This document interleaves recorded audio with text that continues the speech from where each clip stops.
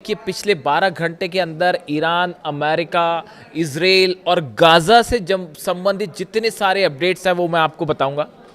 देखिए, एक सवाल बार बार मुझसे पूछा जा रहा है कि गज़ा को लेकर जो हमास और इजराइल के बीच में ये जो डील की खबरें हैं, डिसआर्मामेंट की खबरें हैं, इसकी हकीकत क्या है और इसके बारे में आप क्या सोचते हैं और ईरान की इसमें क्या भूमिका होगी। देखिए, इस वीडियो में मैं क्या समझ पा रहा हूँ इस पूरी डील को लेकर, हम इसकी चर्चा करेंगे और एक बहुत बड़ी खबर भी आपको बताएंगे।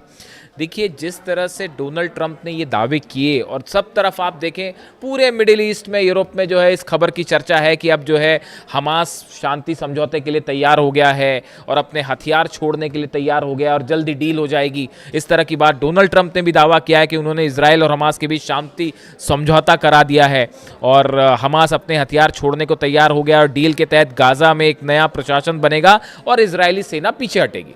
इस तरह की सब खबरें आपने देख ली, पिछले 24 घंटे से चल रही हैं। हालांकि मैं ये भी बताऊं आपको, इन खबरों की चर्चा इसलिए है क्योंकि ईरान ने वो मार मारी जॉर्डन में, बहरीन में, कुवैत में, सऊदी में कि अचानक से गाज़ा डील करना पड़ गया। वो एक अलग बात है। लेकिन अब देखिए, जो खबर आ रही है उसके मुताबिक ईरान की एंट्री हो गई है गाज़ा में। बिल्कुल ठीक सुन रहे हैं आप। ईरान के इस पूरे अप्रोच जो है गज़ा को लेकर और हमास को लेकर, ईरान की तरफ से बड़ी वार्निंग्स दी गई हैं, हमास को चेतावनी दी गई है और बल्कि सोर्सेस तो ये भी बता रहे हैं कि ईरान ने हमास को कह दिया है कि ट्रंप के साथ कोई डील मत करिए, हमास की इजराइल के साथ डील समझौता नहीं होना चाहिए। ईरान इस समझौते के पक्ष में नहीं है। तमाम अखबारों ने इस तरह से जो है इनपुट देने शुरू कर दिए हैं। अब सवाल ये है, देखिए, इसको लेकर जो तमाम खबरें हैं उसको लेकर क्या चर्चाएं हैं, हम एक बार उस पर नज़र डालें। ट्रंप के मुताबिक उनके बोर्ड ऑफ पीस की मध्यस्थता में हमास और गाज़ा के सशस्त्र संगठनों के डिसआर्मामेंट पर समझौता हुआ है। योजना यह है कि जैसे जैसे हमास हथियार छोड़ेगा वैसे वैसे इजरायली सेना गाज़ा से पीछे हटेगी और वहाँ एक नया फिलिस्तीनी प्रशासन जिम्मेदारी संभालेगा। अब ये है कि जैसे जैसे गज़ा जो है वो गज़ा में हमास अपने हथियार छोड़ने शुरू करेगा वैसे वैसे इजराइल की सेना पीछे हटेगी। अब इन सब को लेकर ईरान की तरफ से ये कहा गया है, जो एक्सियोस के हवाले से भी ये खबर है वो बताऊं मैं आपको। Senior IRGC official urged member of a Hamas delegation to reject the proposed disarmament agreement during a recent visit to Iran. Iran ने हमास से कहा है कि ये जो डिसआर्मामेंट का समझौता है इसको रिजेक्ट कर लीजिए, इसको मत मानिए। ट्रंप धोखा करेगा, नेतन्याहू धोखा करेगा। और जो ईरान डील के साथ धोखेबाजी लगातार करता रहा है अमेरिका और इजराइल, ये कहना ईरान का है, बिल्कुल वैसा ही धोखा गाज़ा में हमास के साथ होने जा रहा है। ये कहना है ईरान का। ईरान की तरफ से वार्निंग दी गई है कि अगर आप हथियार छोड़ लेंगे उसके बाद क्या अप्रोच होगा नेतन्याहू का, कोई नहीं जानता। क्या ये ग्रेटर इजराइल बनाने की साजिश है? ये चेतावनियां दी गई हैं ईरान की तरफ से हमास को और सावधान रहने को कहा गया है। देखिए, 5 मुद्दे ऐसे हैं, अगर हम सबकी छोटे में जिक्र करें कि ये जो 5 मुद्दे हैं जहां पर ये डील क्यों फेल हो सकती है और क्यों सक्सेसफुल नहीं हो पाएगी, इसकी बड़ी वजह है। देखिए, सबसे बड़ी इसकी जो वजह है,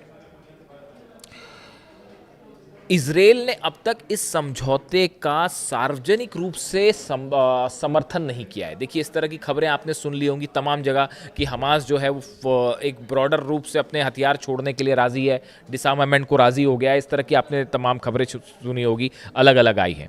लेकिन जो इसकी समझौते की जो शर्तें हैं, इसको लेके इजराइल ने अभी जो है एक हामी नहीं भरी है।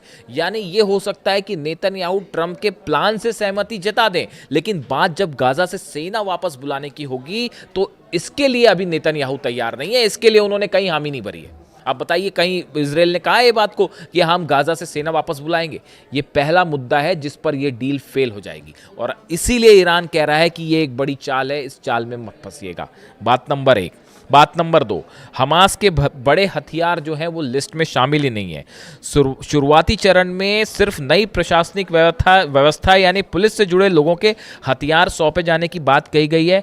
रॉकेट, एंटी टैंक मिसाइलें, भारी हथियार और हमास की सुरंगों में मौजूद हथियारों की बात अगले चरण में होगी और इन सभी को पूरी तरह से खत्म करने में 200 से 350 दिन का समय लग सकता है। यानी सबसे कठिन हिस्सा अभी शुरू भी नहीं हुआ है। यानी इसमें जो बात है हथियार रखने वाली, उसमें जो छोटे हथियार हैं उसको पहले दौर में रखने की बात है और अगले जो है 250 से 350 दिन तक, साल भर जो है वो हमास के हथियार, भारी हथियार जो हैं, रॉकेट्स हैं, मिसाइल लॉन्चर्स हैं, ये सब चीज़ें कैसे सरेंडर होगी, क्या सरेंडर होगी, ये दूसरे दौर में बात होगी। यानी डील का हिस्सा क्लियर नहीं है, वैसे ही जैसे ईरान के साथ, इसीलिए ईरान के साथ डील नहीं हो रही थी। तो वो दूसरा हिस्सा जो है, इसका दूसरा पार्ट जो है, कंडीशन जो दूसरी है वो अभी तक क्लियर नहीं है। ये दूसरा मुद्दा हो गया क्योंकि क्यों ईरान कह रहा है डील फेल हो जाएगी। तीसरा, क्या इजराइल मानेगा हमास की बात? ट्रंप की इस डील में गाजा से इजराइल की सेना पीछे हटेगी, लेकिन इसके लिए जरूरी है कि हमास अपने हथियार डाल दे। अगर इजराइल को लगा कि हमास ने कुछ हथियार छिपा रखे हैं, सुरंगें नहीं तबाह की गई हैं या उसकी सैन्य संरचना अभी भी एक्टिव है, आर्मी अगर एक्टिव है, तो वो इस डील को रोक देगा। अब ये बताइए कि ये बात जो है पूरे इसकी जो तीसरी वीकनेस है इस समझौते की, कि कभी भी इजराइल ये कह सकता है कि साहब नहीं, अभी तो हमास ने जो है अपने हथियार नहीं सरेंडर किए पूरी तरह से और अभी भी कई हथियार छुपे हुए हैं। ये कह के इजराइल जब चाहे वो इस समझौते को तोड़ देगा अपनी सुविधा के मुताबिक। यानी आपके हथियार कम होने शुरू होंगे और उसके बाद मौका देख के वो हावी भी हो सकता है पूरे गजा पर कब्जा करने के लिए। यानी इजराइल जब चाहे वो ये कहे कि नहीं नहीं, हमास ने तो अपने पूरे हथियार नहीं सौंपे हैं और वो तो छुपे हुए हैं सुरंगों में, अब भी हम नहीं मान रहे डील को, फिर क्या करोगे आप? ये तीसरा मुद्दा है जो ईरान कह रहा है हमास को कि सावधान रहिए। चौथा मुद्दा, निगरानी कौन करेगा?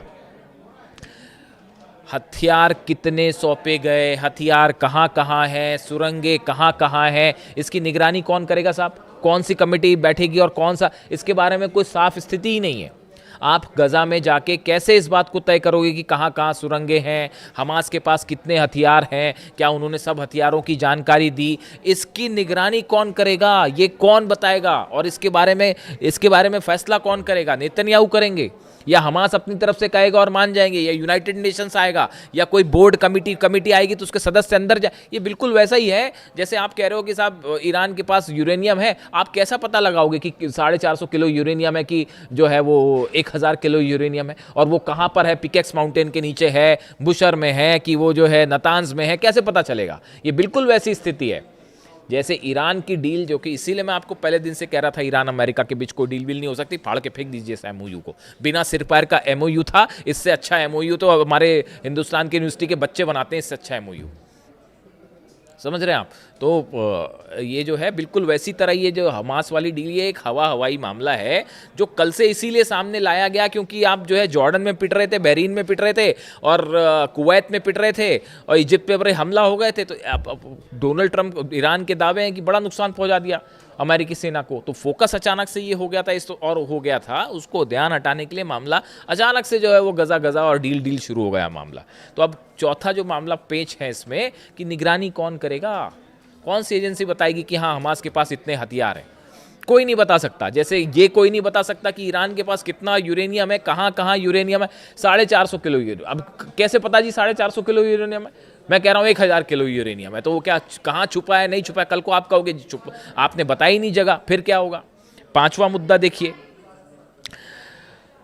नई सरकार बनाना आसान नहीं है। इसमें कहा गया है कि साहब नई सरकार बनेगी, ट्रंप के प्लान में एक नई तकनीकी फिलिस्तीनी प्रशासन की बात कही गई है, लेकिन युद्ध से तबाह इलाके में नई सरकार खड़ी करना, विस्थापित लोगों की वापसी कराना, सुरक्षा संभालना और अंतर्राष्ट्रीय बल के साथ तालमेल बनाना बेहद कठिन है। देखिए हमास जो है अनौपचारिक प्रभाव वहाँ बनाए हुए है, ऐसे में वहाँ पर एक नई सरकार बनाना, ये इसमें कोई इंटरनेशनल फोर्स आके वहाँ पर कोई बॉडी बना दे, कोई बाहर की शक्तियाँ आके गाज़ा में एडमिनिस्ट्रेशन को कंट्रोल कर ले, उनकी मंशा कौन तय करेगा? उसमें जो है कहीं किसी तरह से फिर से उसको कब्जाने की कोशिश तो नहीं हो रही गज़ा को? ये ऐसे तमाम सवाल है, कैसे उस पर भरोसा किया जाएगा? गज़ा के लोग कैसे भरोसा करेंगे? ये वो तमाम बातें हैं, ये पांचवी वीकनेस है कि वहाँ पे नई एडमिनिस्ट्रेटिव गवर्नमेंट कैसे बनेगी, बॉडी कैसे बनेगी, इसको लेकर कुछ साफ ही नहीं है मामला। ये 5 मुद्दे हैं जिसमें ऐसा लगता है कि ये डील ज़्यादा अगर सफल नहीं हो पाएगी पहली तौर पे, दूसरी बात अगर चलती भी है ज़्यादा तो टिक नहीं पाएगी, और इसमें जो है अपनी सुविधा के मुताबिक जब नेतन्याहू चाहेगा वो इस डील को तोड़ देगा।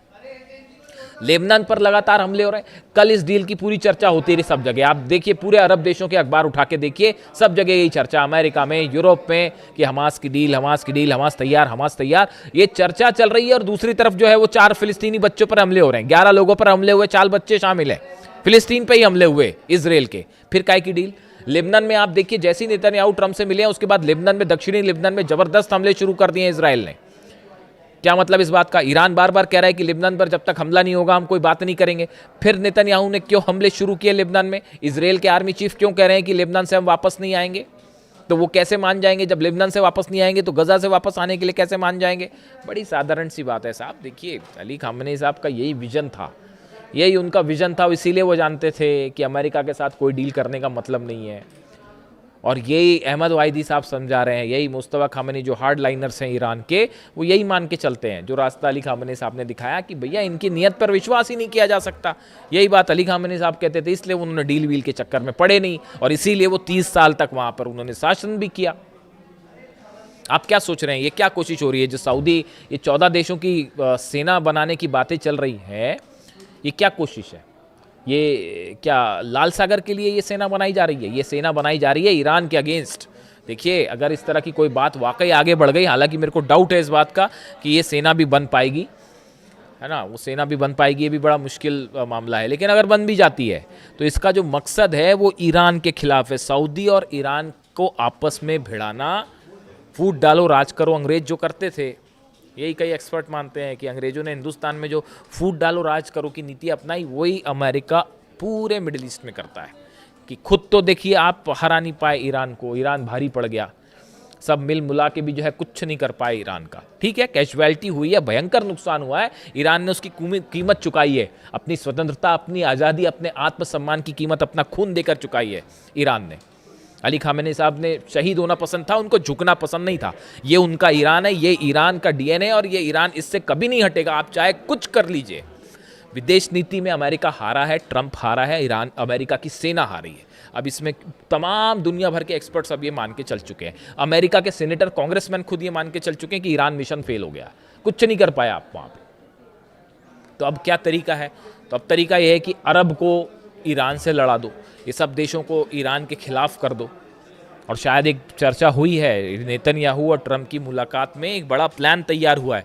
अब जितनी घटनाक्रम होगा वो उस बड़े प्लान के तहत होगा कि गजा का क्या किया जाए, लेबनान का क्या किया जाए, कैसे सऊदी और ईरान के बीच में जंग करवा दी जाए, कौन से देश की क्या भूमिका होगी। तो ये बड़ी सारी चीज़ें हैं जो एक बड़े प्लान का हिस्सा है।